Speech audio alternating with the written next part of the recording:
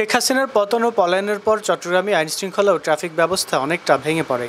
এমন পরিস্থিতিতে শহরের বিভিন্ন মোড়ে মোড়ে শিক্ষার্থীরা ট্রাফিকের দায়িত্ব পালন করছেন। শিক্ষার্থীদের ভূমিকায় মুগ্ধ জনসাধারণ। শিক্ষার্থীদের মধ্যে কেউ কেউ বাঁশি বাজিয়ে গাড়ি নিয়ন্ত্রণ করছে, কেউ আবার উল্টো পথে আসা গাড়ি থামিয়ে সঠিক পথে সরিয়ে দিচ্ছে। দেখা যায় সড়কে এলোমেলোভাবে আসা গাড়িকে সোজা লাইন করে দিচ্ছে শিক্ষার্থীরা। আবার কেউ হেলমেটবিহীন মোটরসাইকেল চালককে আটকে দিয়ে দিচ্ছে সতর্ক। বৃদ্ধ পথচারীদেরকে হাত ধরে পারাপার, সড়কে ও আশপাশের থাকা ময়লা আবর্জনা পরিষ্কার করছে শিক্ষার্থীরা। এইসব শিক্ষার্থীদের ট্রাফিক নিয়ন্ত্রণে কোনো অভিজ্ঞতা না থাকলেও দেশের স্বার্থে সড়কে নেমে পড়েন তারা। ছাত্ররা জানান, বৈষম্য বিরোধী ছাত্র আন্দোলন করে দেশের মানুষকে দেখিয়ে দিয়েছি ছাত্ররা সব পারে। আন্দোলনের মুখে পতন হয়েছে স্বৈরাচার সরকারের, কিন্তু দেশের এই ক্রান্তি লগ্নে ট্রাফিক পুলিশও সড়কে নেই। তাই আমরা শিক্ষার্থীরা ট্রাফিক কাজে নেমে পড়েছি। সকাল থেকে রাত পর্যন্ত কাজ করে যাব।